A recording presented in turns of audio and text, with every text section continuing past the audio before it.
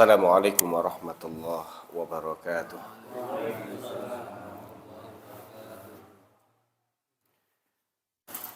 Innal hamdalillah nahmaduhu wa nasta'inuhu wa nastaghfiruh wa na'udzu billahi min syururi anfusina wa sayyiati a'malina. May yahdihillahu fala mudhillalah wa may yudlil fala hadiyalah. Asyhadu an la ilaha illallah wa asyhadu anna Muhammadan abduhu wa rasuluh. Ya ayyuhalladzina amanu ittaqullaha haqqa tuqatih wa la tamutunna illa wa antum muslimun. Amma ba'd. Fa inna asdaqal hadithi kitabullah wa khairal hadyi hadyu nabiyyina Muhammadin sallallahu alaihi wa ala alihi wa sahbihi wa sallam. Wa syarrul umuri muhdatsatuha fa inna kulla muhdatsatin bid'ah wa kulla bid'atin dhalalah. Ayyuhal hadiruna rahimakumullah, jamaah salat maghrib Masjid Al-Jihad. Ya, sudah masjid tadi. Karena dibangun hanya untuk rukuk dan sujud berarti masjid. Segenap pengurus DKM yang semoga senantiasa Allah muliakan, Bapak Ibu rahimakumullah. Alhamdulillah, bersyukur kepada Allah Subhanahu wa taala yang senantiasa melimpahkan nikmat dan karunia-Nya kepada kita sehingga malam hari ini kita bisa menunaikan salat maghrib berjamaah, kita bermajelis, kita duduk di tempat yang kita kerjakan salat di dalamnya, berzikir kepada Allah Subhanahu wa taala. Semoga duduknya kita sepanjang kita mengikuti kajian di malam hari ini hingga menunaikan salat Isya tercatat pahala salat, dan kita termasuk orang-orang yang berhak mendapatkan doa para malaikat. Ya Allahumma ighfir lahu, Allahumma arhamhu. Ya Allah, ampuni fulan dan rahmati si fulan. Salawat dan salam semoga senantiasa Allah curah limpahkan kepada kekasih kita, suri tauladan kita, Rasulullah Muhammad sallallahu alaihi wasallam beserta keluarga dan para sahabatnya. Bapak Ibu rahimakumullah, hari Jumat kemarin kami berkesempatan untuk menjenguk Ustadz Farid Ogbah di LP Gunung Sindur. Beliau dalam kondisi sehat walafiat dan menikmati apa yang sedang dijalani. Tidak ada raut wajah kesedihan, kesusahan. Yang ada adalah kegembiraan. Bahkan beliau berceletuk gitu ya. Dulu waktu masih kecil, masuk pesantren baru 5 hari kabur. Sekarang sudah punya anak, semua anaknya atau hampir semua anaknya dipesantrenkan. Sementara bapaknya belum pernah nyantri, belum pernah mondok. Maka di usia mendekati 60 dipaksa oleh Allah Subhanahu wa taala untuk mondok.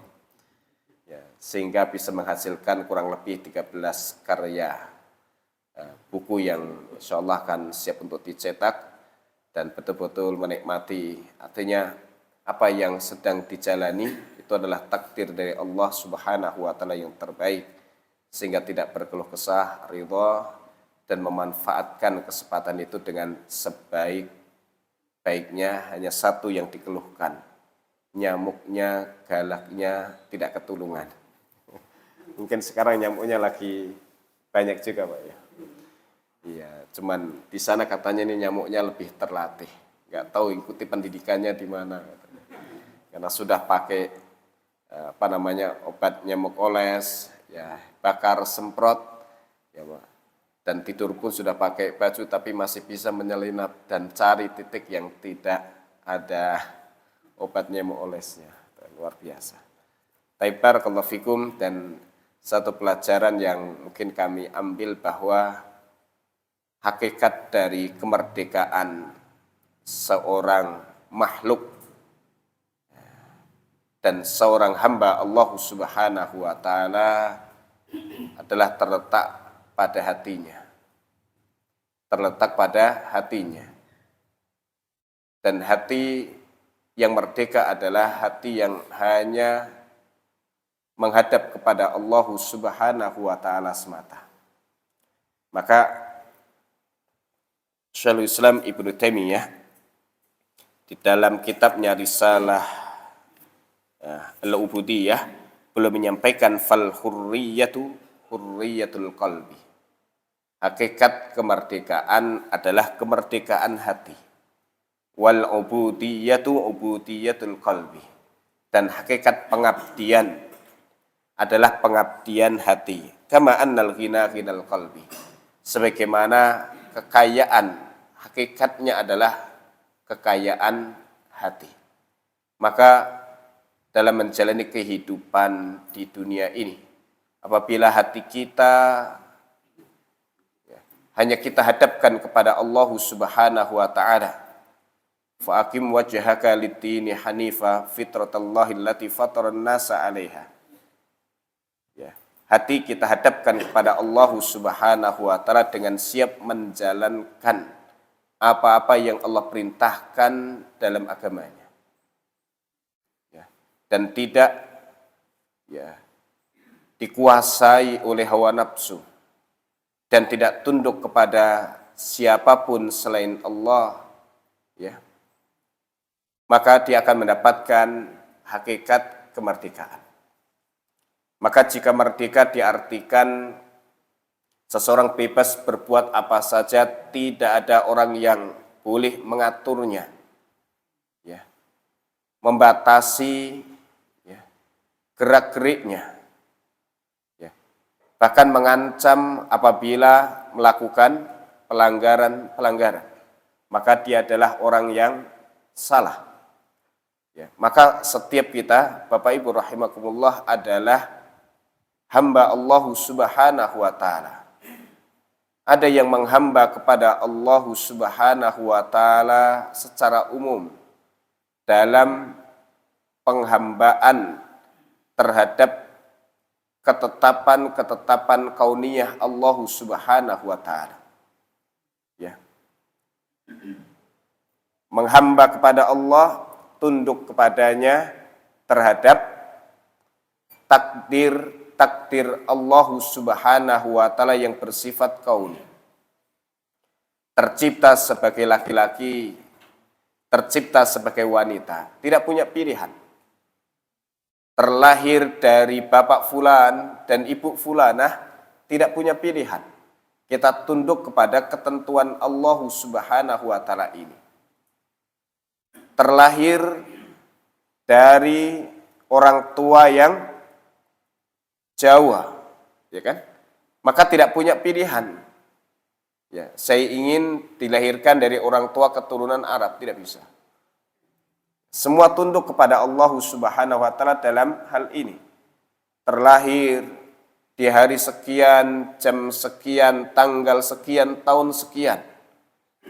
Demikian pula meninggalnya di hari tertentu, di tanggal tertentu, bulan tertentu, tahun tertentu. Maka kita tidak punya pilihan. Kita semua menghamba kepada Allah Subhanahu wa taala dalam hal ini. Jika telah tiba ajal yang telah Allah tetapkan, maka tidak ada yang bisa menunda barang sesaat pun dan tidak ada yang bisa memajukannya. Wala yu'akhirallahu nafsan idza jaa ajaluha. Dan Allah benar-benar tidak akan pernah menunda ajal seseorang jika telah tiba. Sehingga setiap kita sebenarnya tidak punya kuasa terhadap kehidupan kita sendiri. Tidak bisa memilih saya ingin tetap hidup dan saya ingin mati. Atau saya ingin mati nanti di tanggal sekian, jam sekian, tahun sekian, tidak. Itu semua adalah kuasa Allah Subhanahu wa ta'ala. Ya, sampai kemudian ketika manusia telah meninggal dunia dan mereka kembali kepada Allah Subhanahu wa ta'ala, dibangkitkan, dihimpun, dihisab oleh Allah Subhanahu wa ta'ala dan diberikan balasan, maka tidak ada yang bisa mengelak, tidak ada yang bisa menghindar, semuanya tunduk patuh kepada ketetapan-ketetapan Allah Subhanahu wa ta'ala tersebut. In kullu man fis samawati wal ardi illa atir rahmani abda. Nanti di hari kiamat, makhluk yang ada di langit dan di bumi semua datang kepada Allah sebagai hamba. Mereka adalah hamba yang diciptakan oleh Allah Subhanahu wa ta'ala dan nanti akan kembali kepadanya. Dan mereka akan mendapatkan balasan dari Allah Subhanahu wa ta'ala. Ya. Ini berlaku atas orang yang beriman dan yang tidak beriman. Semua adalah hamba Allah Subhanahu wa ta'ala. Dan mereka mengabdi kepada Allah dari sisi ini. Dan pengabdian ini tidak menentukan kemuliaan atau kehinaan seseorang. Dan model pengabdian yang kedua atau ubudiyah yang kedua adalah ubudiyah syar'iyah, yaitu pengabdian kepada Allah yang bersifat syar'i. Ya, kalau yang pertama bersifat ijbari, paksaan, tidak ada pilihan, maka yang kedua bersifat ikhtiyari. Ya. Hamba diberikan pilihan mau mengabdi kepada Allah secara syar'i atau tidak. Mau beribadah kepada Allah dengan menjalankan perintah-perintah syariatnya ataukah tidak. Maka pengabdian yang kedua ini akan menentukan kemuliaan seorang hamba atau kehinaan dirinya. Ya, maka siapa yang senantiasa merealisasikan ubudiyahnya kepada Allah Subhanahu wa ta'ala dalam semua sisi kehidupannya. Ya. Dari semua sisi kehidupannya. Ya, baik yang bersifat pribadi, keluarga, masyarakat sampai bernegara. Ya. Yang berkaitan dengan tidurnya, bangun tidurnya, ke kamar kecilnya, keluar kamar kecilnya, memakai baju dan melepasnya, memakai sandal dan melepasnya, kemudian menaiki kendaraan atau turun darinya dan saat berkendaraan, atau sedang bekerja keluar dari rumah dalam perjalanan hingga kembali ke dalam rumah. Ya, kemudian dalam ibadah yang bersifat mahdhur dari pelaksanaan salat 5 waktu, ya, kemudian ditambah dengan salat-salat sunnah yang mengiringinya dan salat sunnah yang bersifat ya mutlak atau salat sunnah yang muqayyad dengan waktu, salat malam, salat duha, atau yang berkaitan dengan tempat, yaitu salat tahiyatul masjid, atau berkaitan dengan sebab-sebab tertentu, salat gerhana, salat jenazah dan yang lainnya. Ya. Maka siapa yang mampu merealisasikan ini dalam kehidupannya, dalam kondisi apapun dia senantiasa mengabdi kepada Allah Subhanahu wa ta'ala. Ya. Maka dia akan benar-benar mendapatkan kesempurnaan sebagai seorang hamba. Dan akan mendapatkan derajat yang tinggi di sisi Allah Subhanahu wa ta'ala. Sehingga beliau, Syekhul Islam Ibnu Taimiyah rahimahullahu ta'ala, dalam risalah ubudiyahnya juga mengatakan bahwa fakamalul makhluk fi tahqiqi ubudiyatihi lillah. Kesempurnaan makhluk itu terletak pada realisasi ibadahnya kepada Allah Subhanahu wa ta'ala. Wa kullama izdadal abdu tahqiqan lil ubudiyah. Maka setiap kali seorang hamba bertambah ya realisasi ibadahnya kepada Allah Subhanahu wa ta'ala. Dan biasanya bertambahnya ibadah ini juga dengan bertambahnya usia. Maka jika mendapatkan kehidupan baru ketika bangun tidur, berarti mendapatkan mendapatkan nikmat untuk menambah ibadah. Maka setiap kali seorang hamba bertambah realisasi ibadahnya kepada Allah Subhanahu wa ta'ala, izdada kamaluhu wa 'alat darajatuh. maka akan bertambah kesempurnaan dirinya. Akan bertambah kesempurnaan dirinya. Bertambah sholat malamnya, bertambah dengan sholat duhanya, bertambah dengan zikirnya. Kemudian ragam bacaan zikirnya ditambah, ditingkatkan ya jumlahnya, ditingkatkan kuantitasnya, berikut dengan kualitasnya, maka akan semakin meningkat ya kesempurnaannya sebagai hamba dan akan semakin tinggi derajatnya. Wa man tawahama annal makhluqa yakhruju 'anil ubudiyah biwajhin minal wujuh. Maka siapa yang menyangka ada seorang makhluk yang boleh keluar dari ibadah kepada Allah.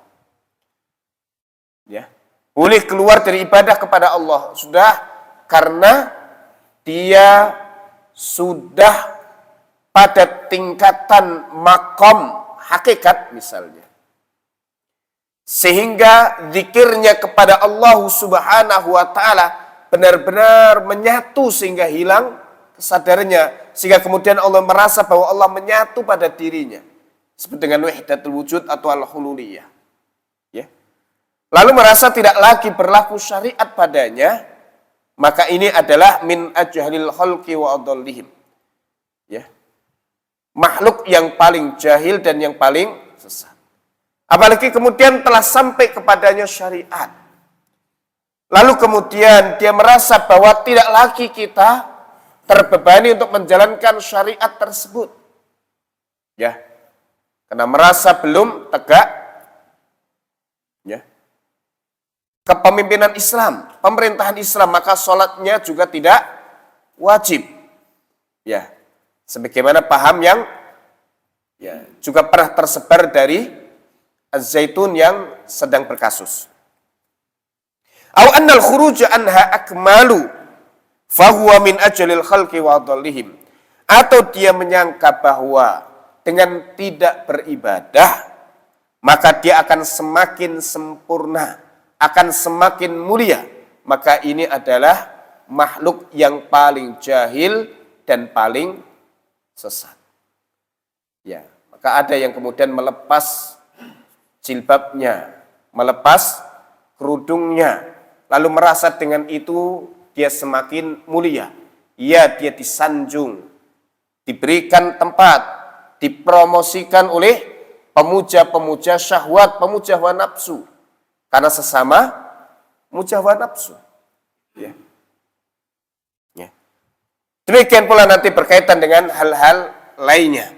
Maka kesempurnaan makhluk itu terletak pada realisasi ibadahnya kepada Allah Subhanahu wa taala, dan untuk ibadah inilah diciptakan jin dan manusia, diberikan atau dipenuhi semua kebutuhan hidup mereka di dunia ini.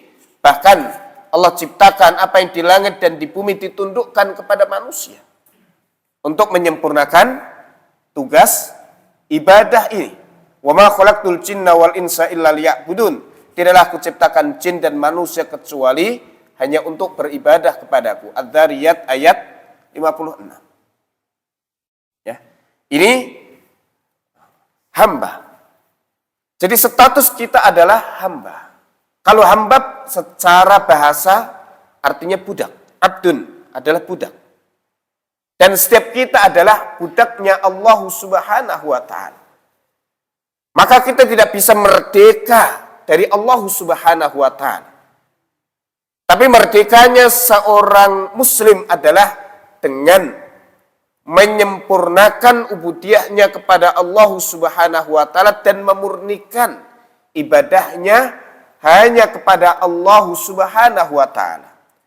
Kenapa? Karena Allah yang telah menciptakan kita.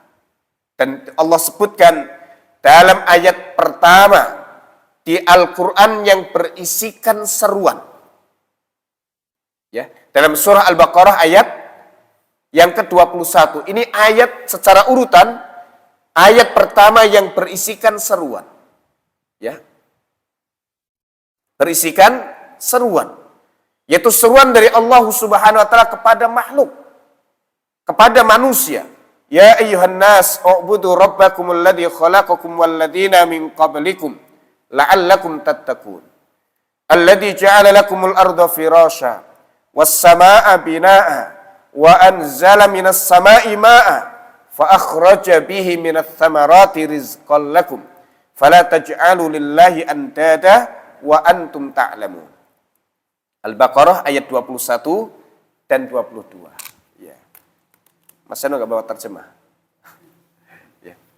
Wahai manusia, beribadahlah kalian kepada Tuhan kalian, yaitu Tuhan yang telah menciptakan kalian dan orang-orang sebelum kalian,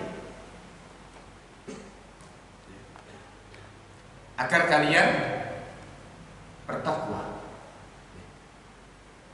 yang telah menjadikan bumi sebagai hamparan, langit sebagai bangunan kokoh yang memayungi, dan Allah turunkan hujan dari langit ke bumi.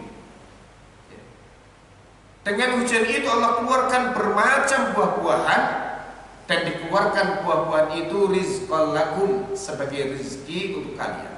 Dihamparkan bumi untuk tempat tinggal manusia.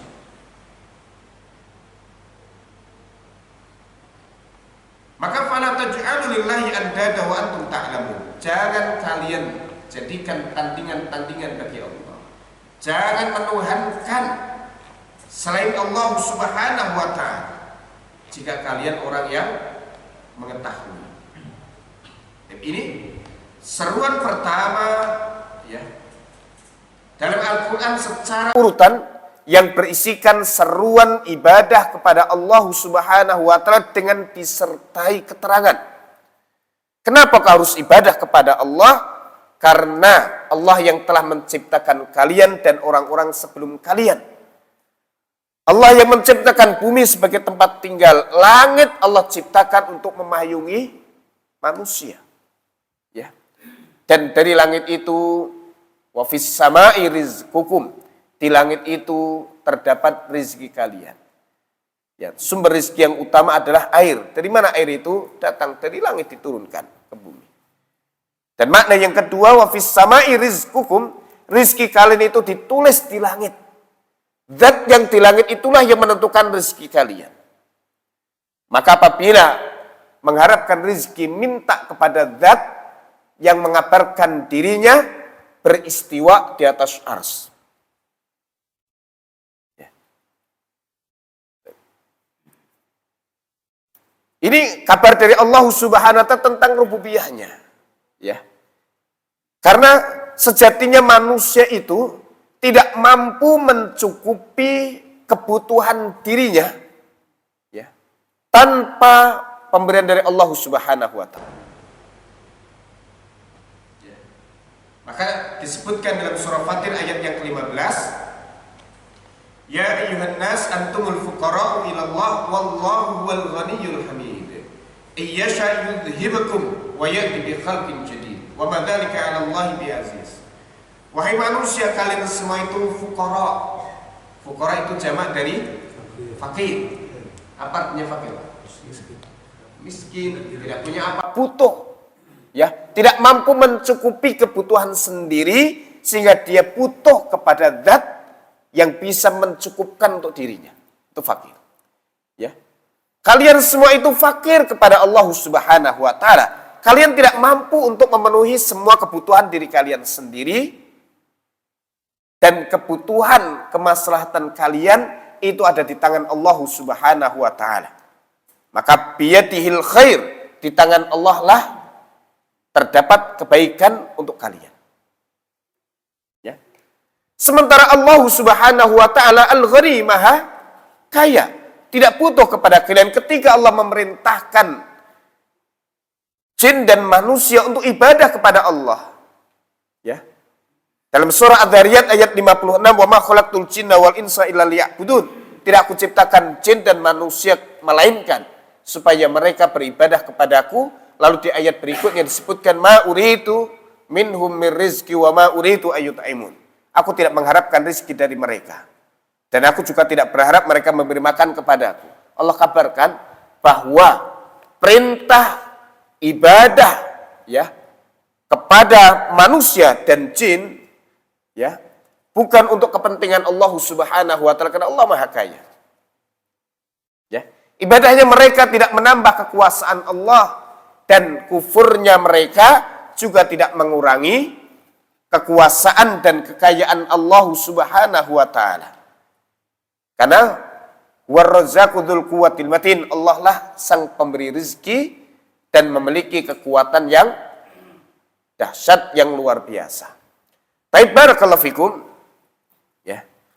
Maka semua manusia butuh kepada Allah Subhanahu wa taala, bahkan untuk hidup mereka pun ya butuh kepada Allah Subhanahu wa taala. Mereka tidak punya kuasa terhadap kehidupan diri mereka sendiri. Kalau mereka hidup karena Allah kasih hidup untuk mereka. Maka ketika bangun tidur yang kita baca, alhamdulillahilladzi ahyana ba'da ma amatana wa ilaihin nusyur. Segala puji milik Allah yang telah memberikan kehidupan kepada kita. Ahyana, yang telah menghidupkan kita. Kita tidak tahu ketika tidur apakah kita nanti bisa bangun lagi. Dan ketika bangun kita sadar Allah masih memberikan kehidupan untuk kita. Karena ketika tidur ruh dipegang oleh Allah Ta'ala. Kalau Allah berkehendak terhadap hamba yang sudah tiba ajalnya, maka diambil ruhnya itu dan tidak dikembalikan. Tidurnya berlanjut kepada kematian, dan kasus seperti ini sangat banyak. Dan jika Allah berkehendak, maka dikirim lagi ruh itu kepada pemiliknya. Sehingga kemudian ketika bangun tidur, maka kembali kehidupan hadir kepadanya. Lalu dia membaca alhamdulillahilladzi ahyana ba'da ma amatana wa ilaihin nusyur, dan itu diterangkan dalam surah Az-Zumar ayat yang ke-42. Ya. Makanya sebelum tidur salah satu doa dari Nabi Shallallahu Alaihi Wasallam yang sangat menyentuh sekali, ya, yang seolah-olah ketika seseorang itu tidur dia sudah bersiap-siap untuk meninggal dunia. Ya, Bismika Rabbi wada'tu jambi wa bika arfau. Dengan menyebut namamu ya Allah, aku letakkan badanku. Dan dengan menyebut namamu aku angkat badanku. In amsakta nafsi farhamha. Jika engkau cabut nyawaku, maka rahmati dia. Wa in arsaltaha fafadha bima tahfadu bihi ibadakas salihin. Dan jika engkau ambil dia, ya, dan jika engkau kirim dia lagi, ya, engkau kembalikan kepada jasadku, maka jagalah dia sebagaimana engkau menjaga hamba-hambamu yang saleh. Ya, sampai kemudian tidak punya kuasa terhadap diri kita sendiri. Maka dalam surah Al-Waqiah, ya, Allah Subhanahu wa taala berfirman, "Falaula in kuntum ghaira madinin tarji'unaha in kuntum shadiqin." Jika kalian merasa bahwa kalian tidak dikuasai, ya, artinya kalian kuasa terhadap diri kalian sendiri, tidak di bawah kuasa Allah Subhanahu wa taala, tarji'unaha in kuntum shadiqin. Maka ketika kematian itu datang atau kalian sudah mati, silahkan kembali ke dunia lagi jika kalian orang yang benar. Ya. Falaula idza balaghatil hulqum wa antum hina idzin tanzurun wa nahnu aqrabu ilaihi minkum walakin la tubsirun. Ya. Maka apabila nyawa sudah sampai di kerongkongan, ya, dan saat itu kalian melihat kematian itu telah datang dan kami lebih dekat, ya, pada kematian itu daripada kalian, akan tetapi kalian tidak menyaksikannya. Maka jika kalian memang benar-benar kuasa kepada diri kalian sendiri, silahkan halau kematian itu. Atau falaula in kuntum ghairu matinin, jika kalian merasa bukan makhluk yang dikuasai, setelah mati tarji'unaha, silahkan balik ke dunia. In kuntum shadiqin, jika kalian orang yang benar.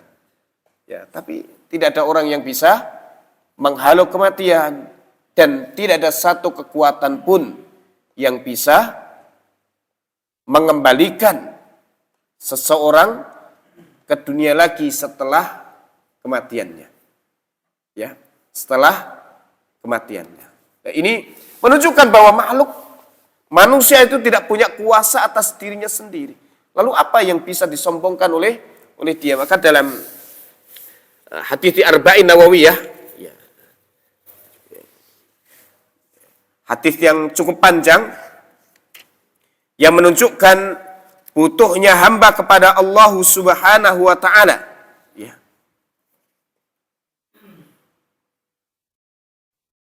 Hadis yang keberapa ya? Lupa saya.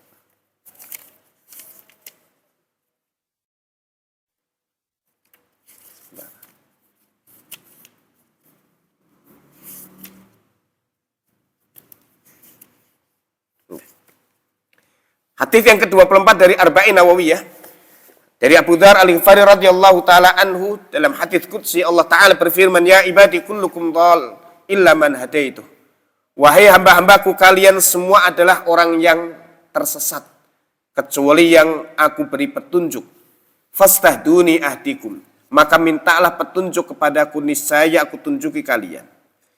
Ya ibadi kullukum ja'iun illa man at'amtuhu fastad'imuni ut'imkum. Wahai hamba-hambaku, kalian semua adalah orang yang lapar kecuali yang aku beri makan. Maka mintalah makan kepadaku, niscaya aku beri makan kalian. Ya ibadi kullukum 'arin illa man kasautuh fastaksuni aksukum. Wahai hamba-hambaku, kalian semua adalah orang yang telanjang, tidak berpakaian, kecuali yang aku beri pakaian dia. Makanya kalau pakai pakaian, ada zikirnya. Alhamdulillahilladzi kasani hadza thawba wa razaqanihi min ghairi haulin minni wala quwwatin. Ya, kalau disukunkan wala quwwah. Hafal Pak? Iya, berarti sering pakai pakaian. Tapi mungkin lupa memuji Allah Subhanahu wa taala. Ya, kalian semua itu orang yang tidak berpakaian kecuali yang aku beri pakaian dia. Maka pakaian yang kita kenakan itu adalah bagian rizki dari Allah Subhanahu wa taala. Maka mintalah pakaian kepadaku, aku akan beri pakaian kalian. Ya ibadi innakum tukhti'una bil laili wan nahar wa ana aghfiru dzunuba jami'a fastaghfiruni aghfir lakum. Wahai hamba-hambaku, kalian semua selalu mengerjakan kesalahan di waktu malam dan siang. Sementara aku akan mengampuni dosa-dosa seluruhnya. Maka mintalah ampun kepadaku, niscaya aku ampuni kalian. Ya, ini menunjukkan butuhnya hamba kepada Allah Subhanahu wa ta'ala.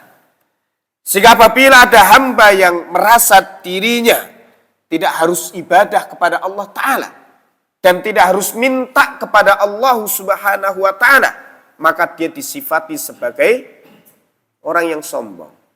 Innal ladzina yastakbiruna an ibadati sayadkhuluna jahannama dakhirin. Sesungguhnya orang-orang yang menyombongkan diri dari ibadah kepadaku. Ibadah di sini ya memiliki dua makna. Yang pertama adalah tidak mau tunduk kepada Allah Subhanahu wa taala. Ini ibadah secara umum. Dan kemudian makna khususnya adalah yang berkaitan dengan awal ayat itu. Ud'uni astajib lakum. Ya. Wa qala rabbukum ud'uni astajib lakum. Tuhan kalian telah berfirman, berdoalah kepadaku, niscaya aku akan ijabah doa-doa kalian. Lalu innal ladzina yastakbiruna an ibadati. Sesungguhnya orang-orang yang menyombongkan diri dari beribadah kepadaku, yaitu dari berdoa kepadaku, dan doa disebut dengan ibadah karena dia adalah ruhnya ibadah. Ya, maka doa wal ibadah, doa adalah ibadah. Seluruh ibadah terkandung di dalamnya doa. Maka doa ada dua macam. Pertama doaul ibadah, doa dalam bentuk ibadah yang seseorang berharap kepada Allah, meminta kepadanya dengan cara mengerjakan apa yang Allah perintahkan atau meninggalkan apa yang Allah larang. Itu sudah termasuk ibadah. Bapak punya hajat, misalnya anaknya supaya diterima di perguruan tinggi negeri misalnya, ya. Lalu kemudian orang tuanya memperbaiki diri, menjaga sholat berjamaahnya, melaksanakan sholat malamnya, dan kemudian membaca Al-Quran, dia bersedekah. Ya, bersedekah. Ya. Yang di dalam hatinya ada maksud, ada tujuan agar Allah Subhanahu wa taala kabulkan hajatnya. Maka cara berdoa yang pertama seperti itu. Dan itu sudah terkategori doa. Namanya doaul ibadah. Dan setiap ibadah yang dikerjakan harus terkandung di dalamnya doa harapan kepada Allah Subhanahu wa taala. Kenapa? Karena kita semuanya itu fakir. Fuqara'u ilallah, butuh kepada Allah taala. Butuh Allah berkahi. Allah berikan kebaikan, Allah hindarkan dari keburukan. Dan yang kedua adalah doaul mas'alah, doa dalam bentuk permintaan.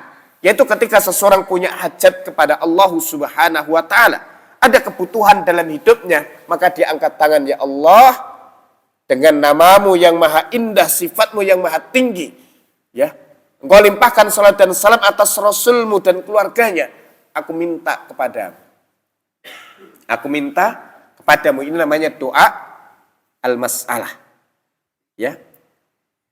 Ini doa al-mas'alah, doa permintaan. Dan yang terbaik yang apa, Pak? Lebih baik mana, yang pertama atau yang kedua?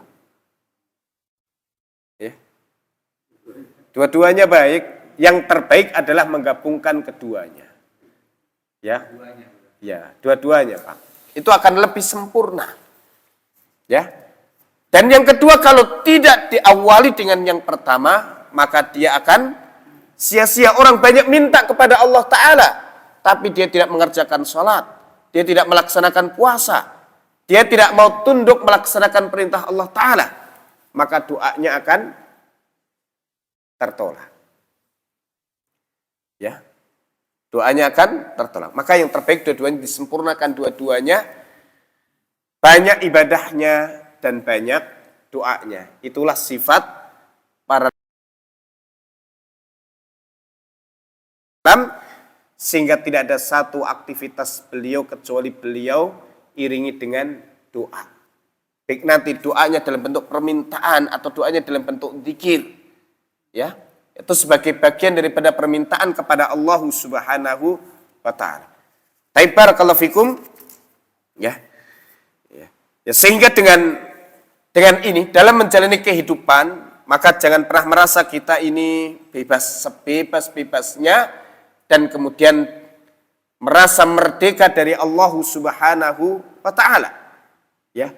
Maka jika mentalnya seperti ini, maka ketika kembali kepada Allah Subhanahu wa taala dan tidak ada tempat lagi yang kemudian dia bisa berlari, dia bisa sembunyi, tidak ada orang yang bisa ia jadikan tameng dan pengawal dirinya, dan tidak ada lagi tebusan-tebusan di saat itu, ya, maka dia akan mendapati kerugian yang serugi-ruginya. Ya. Maka dalam menjalani kehidupan ini dan memaknai kemerdekaan bagi setiap muslim, maka merdekanya itu apabila menyempurnakan pengabdian dirinya kepada Allah Subhanahu wa taala, dan dengan sebab itu dia akan mendapatkan ketenangan, ketentraman, ya, kebahagiaan. Dia akan mendapatkan keberuntungan. Dia akan mendapatkan semua jenis kebaikan yang dibutuhkan oleh seorang hamba dalam kehidupan dunia ini, dan yang paling utama adalah dalam kehidupan akhirat. Sehingga ketika telah kembali kepada Allah Subhanahu wa taala, lalu Allah merdekakan dirinya dari neraka dan kemudian ditempatkan di surga, yang di sana segala bentuk kenikmatan yang diinginkan dia akan dipenuhkan. Ya. Walakum fiha ma tashtahi anfusukum. Maka di surga ini yang diinginkan oleh nafsu kalian semua dipenuhi. Adapun di dunia dipenuhi enggak, Pak? Enggak. Diatur. Yang terkadang yang disuka oleh nafsu dilarang. Ya.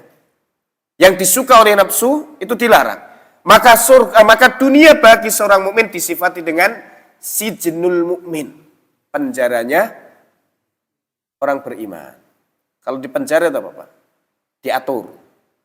jam besuknya diatur, jam olahraganya diatur, jam keluar dari selnya itu diatur, jam sekian sudah harus masuk sel.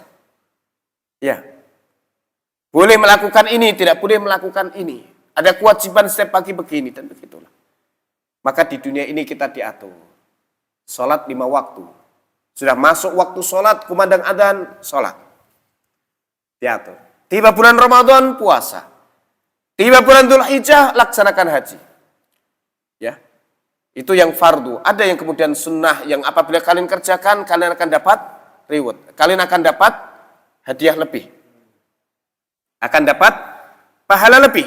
Dilarang dari hal-hal yang kemudian boleh jadi dicocoki oleh hawa nafsu. Ya, berzina, memuaskan syahwatnya, makan sepuasnya, mengambil dan menguasai harta sebanyak-banyaknya. Ya kan? Tidak boleh mengambil harta kecuali yang dihalalkan. Itu di dunia. Ya, diatur. Ya, kalau suka dengan lawan jenis diatur. Ya, tidak asal ya kemudian jalan. Akan tetapi punya cara yang ditetapkan oleh syariat, yang ditetapkan oleh Allah Subhanahu wa taala. Jika suka kepada lawan jenis, ada syahwat kepadanya, maka tidak boleh melampiaskan syahwat itu kecuali dengan jalur pernikahan. Ya kan? Diatur. Maka siapa yang kemudian dia ya memerdekakan dirinya dalam kehidupan dunia ini hanya untuk Allah Subhanahu wa taala, maka di akhirat Allah akan merdekakan dia dari neraka dan dimasukkan ke dalam surga yang di dalamnya penuh dengan kenikmatan segala yang diinginkan oleh nafsu, oleh jiwa kita dipenuhkan oleh Allah Subhanahu wa taala. Tidak ada larangan. Ya. Bahkan kenikmatan disempurnakan. Ya, Pak Bambang yang di dunia, ya Allah dulu takdirkan muda, sekarang sudah jadi sepuh Pak Bambang ya. Dan tidak bisa menolak lagi. Ya kan? Tidak bisa ditolak, sudah ketetapan Allah Subhanahu wa taala. Ya, namun sayang di surga tidak ada orang tua. Yang tua jadi muda. Ya kadang ya yang sudah tua kepengen jadi muda. Di dunia tidak mungkin itu akan terwujud. Terwujudnya di mana? Nanti di akhirat. Maka jika ingin muda lagi, yang sudah sepuh masuk surga. Jadi muda lagi insya Allah. Ya, ya. Kadang yang miskin pengen jadi kaya, yang kaya kadang kesusahan dengan banyak hartanya dan seterusnya. Dan begitulah dalam siklus kehidupan kita. Taib barakallahu fikum. Sehingga ketika seorang muslim dalam kehidupan dunia ini hanya menuhankan Allah Subhanahu wa taala, mengabdikan dirinya hanya kepada Allah Subhanahu wa taala, maka dia akan mendapati ketenangan, ketentraman, kebahagiaan, sehingga disifat dalam surah Az-Zumar ayat yang ke-29, dzaraballahu mathalar rajula fihi syuraka'u mutasyakisuna wa rajulan salaman lirajul hal yastawiyani mathala alhamdulillah bal aktsaruhum la yaqilun. Sudah masuk Isya. Allah membuat satu perumpamaan. Seorang laki-laki yang dikuasai oleh beberapa tuan. Yang tuan-tuan itu buruk perangainya. Semua menuntut pengabdian sempurna dari budak tadi. Kalau tidak dituruti marah. Kira-kira ya budak yang seperti ini hidupnya tenang atau tidak? Tidak tenang. Yang kedua adalah laki-laki yang dimiliki oleh seorang tuan. Maka dia tahu apa yang diinginkan, dimau. Maka kemudian dia membudakkan dirinya kepada tuan tadi dengan memuaskan keinginannya, mengerjakan setiap yang disukai dan diridhoinya. Demikian pula kita dalam kehidupan dunia, apabila kemudian hanya mengabdikan diri kepada Allah Subhanahu wa taala, maka kita akan menjadi tenang hidupnya, tahu jalan apa yang harus kita tempuh, apa yang harus kita tuju, apa yang harus kita lakukan. Karena kita adalah hamba Allah, maka tugas kita adalah mendapatkan cinta dan ridho Allah Subhanahu wa taala. Maka inilah hakikat kemerdekaan bagi seorang mukmin, sehingga kemudian dia murnikan ibadahnya hanya untuk Allah Subhanahu wa taala, Qul inna salati wa nusuki wa mahyaya wa mamati lillahi rabbil alamin. La syarika lahu wa bidzalika umirtu wa ana awwalul muslimin. Katakan Muhammad, sesungguhnya salatku, ibadahku, hidup dan matiku untuk Rabb semesta alam, hanya untuk Allah Ta'ala. Tiada sekutu baginya. Dan aku termasuk orang yang pertama kali menyerahkan diri kepada Allah Subhanahu wa Ta'ala. Termasuk Isya. Ya, adzan dulu insyaallah. Nanti kita lanjutkan sedikit. Terakhir kami tutup dengan penyampaian dari Syekhul Islam Ibnu Taimiyah dalam risalah ubudiyahnya. Idza tabayyana hadza fa kullama izdada al-qalbu hubban lillah. Maka jika perkara ini telah jelas, ya, setiap kali bertambah kecintaan dalam hati seorang hamba kepada Allah dan bertambah rojaknya, pengharapannya kepada Allah dan bertambah rasa takutnya kepada Allah sehingga bertambah ibadahnya kepada Allah Subhanahu wa Ta'ala, maka akan bertambah kemerdekaan dirinya dari selain Allah Subhanahu wa Ta'ala, sehingga dia tidak berharap kepada makhluk. Sampai ketika dia membantu makhluk, maka yang diharapkan bukan balasan dari makhluk, tapi balasan dari Allah Subhanahu wa Ta'ala. Ya. Innama nut'imukum liwajhillah la nuridu minkum jazaa'an wala syukura. Kami memberi makan kalian, bersedekah makanan kepada kalian, ya, untuk mengharapkan wajah Allah Ta'ala semata. Kami tidak berharap dari kalian jazaa'an wala syukura, balas budi, dan tidak berharap ucapan terima kasih. Ya. Maka dengan sebab ini, fal qalbu la yasluhu wa la yuflihu wa la yasur wa la yaltaddu wa la yatibu wa la yaskunu wa la yatma'in illa bi ibadati rabbih wa hubbihi wal inabah ilaih. Maka hati seorang hamba tidak akan menjadi baik dan tidak akan mendapatkan keberuntungan, kesenangan, kebahagiaan, kebaikan, ketenangan, ketentraman kecuali dengan beribadah kepada Tuhannya, mencintainya dan senantiasa kembali kepadanya. Ya. Walau hasalallahu kullama yaltaddu bihi minal makhluqat lam yatma'in wa lam yaskun. Ya. Seandainya dia mendapatkan bentuk kesenangan yang dinikmati oleh para makhluk, tapi dia tidak mendapatkan ibadah ini, maka tidak mendapatkan kesenangan. Dia tidak akan mendapatkan ketenangan dan ketentraman. Ya.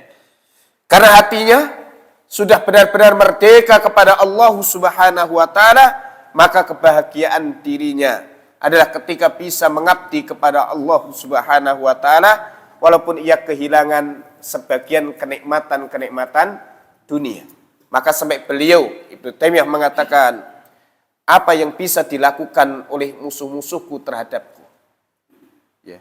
Inna jannati wa bustani fi qalbi. Surgaku dan taman kebahagiaanku ada dalam dadaku. Aina ma ruhtu, di mana aku berada. Maka jika mereka memenjarakanku, maka berarti mereka memberi kesempatan kepadaku untuk berkhulwah dengan Tuhanku. Ketika mereka mengusirku, ya, maka berarti memberi kesempatan kepadaku untuk, ya, menjelajah di muka bumi ini. Dan jika mereka membunuhku, maka berarti segera mempertemukan diriku dengan Tuhanku.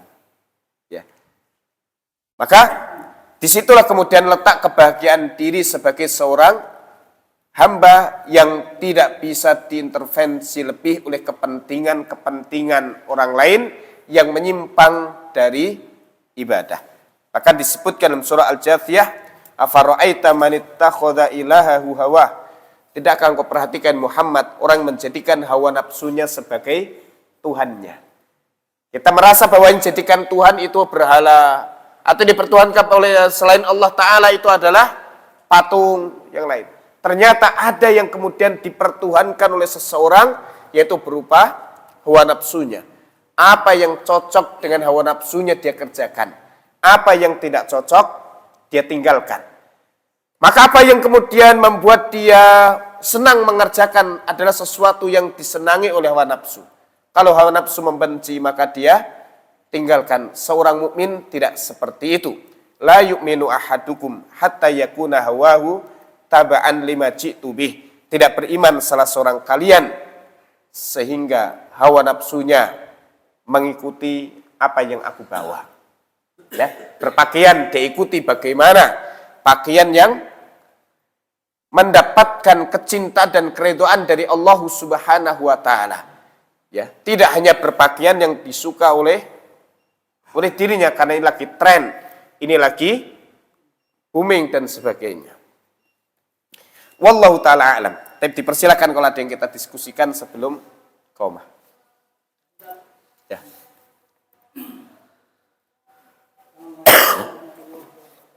Waalaikumsalam warahmatullahi wabarakatuh. Ya.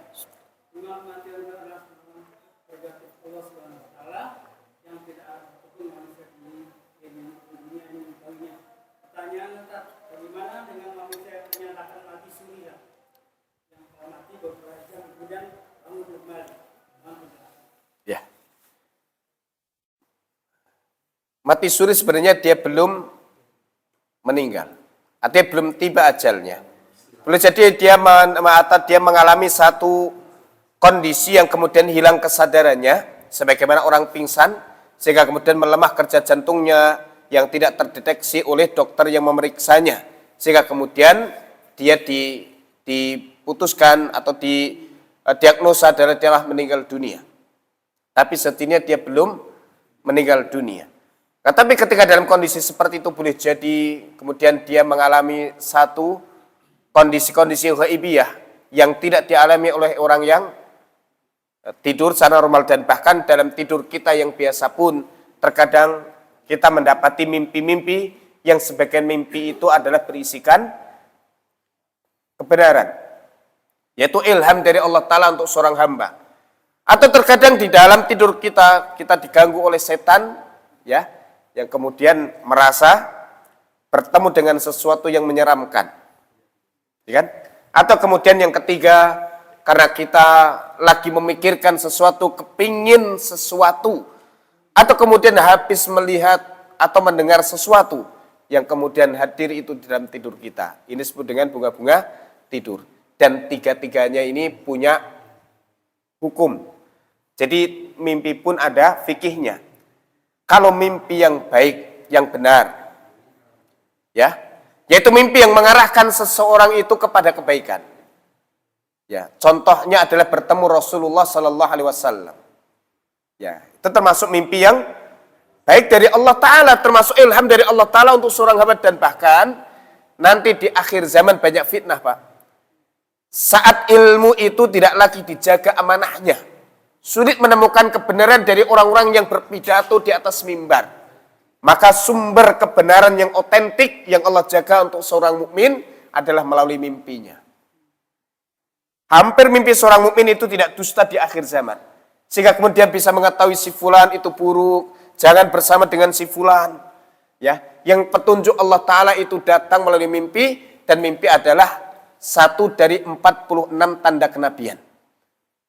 Dan semua nabi rata-rata mendapatkan wahyu pertama melalui mimpi. Bahkan Nabi Ibrahim dapat wahyu menyembelih anak melalui mimpi. Dan syariat Nabi SAW adalah syariat yang sudah sempurna. Maka jika mimpi itu semakin menyempurnakan dalam pengamalan syariat, maka dia itu baik. Sebagaimana Ibnu Umar radhiyallahu taala anhuma menceritakan mimpinya kepada Nabi SAW, dibawa dua malaikat untuk melihat neraka. Ya, lalu kemudian disampaikan kepada Nabi SAW bahwa sebaik-baik laki-laki adalah Ibnu Umar, yaitu Abdullah, jika dia sholat malam. Oh, ternyata agar selamat dari neraka, salah satu sebabnya adalah sholat malam. Dalilnya mana, Pak? Surah hadis riwayat At-Tirmidzi. Ya ayyuhan nas afsus salam wa at'imut ta'am wasilul arham wasallu bil laili wan nasu niyam tadkhulul jannata bisalam. Wahai manusia, tebarkan salam. Ya. Sedekahlah makanan. Ya. sambung tali kekerabatan, dan sholatlah di waktu malam saat manusia sedang tertidur lelap. Kamu akan masuk surga bisalam, dengan salam. Maksudnya adalah masuk surga tanpa terlebih dahulu mampir ke neraka. Sebabnya apa? Salah satunya sholat malam. Maka Nabi bisa menyampaikan kepadanya agar sholat malam. Tapi kalau mimpinya didatangi laki-laki yang tinggi, besar, berbaju putih, jenggotnya panjang, lalu menyuruh, bunuhlah anakmu, maka engkau akan meningkat derajatmu sebagaimana Ibrahim alaihissalam. Maka berarti ini mimpi dari setan untuk menipu. Maka patokannya adalah syariat Rasulullah sallallahu alaihi wasallam. Ya. Maka dari mana mimpi itu dinilai benar? Kalau sesuai dengan syariat Nabi SAW, dan sumber kebenaran di zaman fitnah salah satunya adalah melalui mimpi. Maka mimpi yang benar terkait dengan benarnya keimanan, dan yang kedua adalah benarnya ucapan. Kalau orangnya banyak bohong, nggak mungkin mimpinya benar. Nggak mungkin mimpinya adalah ilham dari Allah Ta'ala. Maka agar mimpi itu datang dari Allah Ta'ala sebagai ilham, bahkan Allah hibur orang beriman dengan mimpi, jumpa dengan Nabi, jumpa dengan Abu Bakar, jumpa dengan Umar, jumpa dengan sahabat-sahabat lainnya. Salah satunya adalah dengan memperbagus iman dan memperbagus ucapan. Dan nanti kalau mimpi buruk ada fikihnya juga, Pak. Ya. Mimpi buruk itu yang pertama dilakukan meludah ke kiri 3 kali. Membaca isti'adzah. Isti'adzahnya macam-macam. Ada yang a'udzubillahi minasyaitonirrajim. Ada juga a'udzubillahi min amali syaiton wasayyiatil ahlam. Ya. Kemudian ada juga berlindung kepada Allah Subhanahu wa taala karena mimpi buruk sehingga bangunnya terkaget. Ya, a'udzu bikalimatillahi tammati min ghadabihi wa iqabihi wa syarri ibadihi wa min hamazatis syayatin wa ayyahdurun. Hafal, Pak? Ya, hafal. Padahal sering bermimpi, boleh jadi mimpinya juga buruk. Yang ketiga, kalau mimpi buruk jangan ceritakan kepada orang. Karena setan membisikkan mimpi buruk, menghadirkan mimpi buruk itu untuk membuat dia sedih. Kalau diceritakan ke orang, dia nambahin bumbunya. Ya, maka jangan ceritakan ke orang, dan itu tidak akan membahayakan dirinya. Kalau meludah ke kiri 3 kali dan membaca isti'adzah.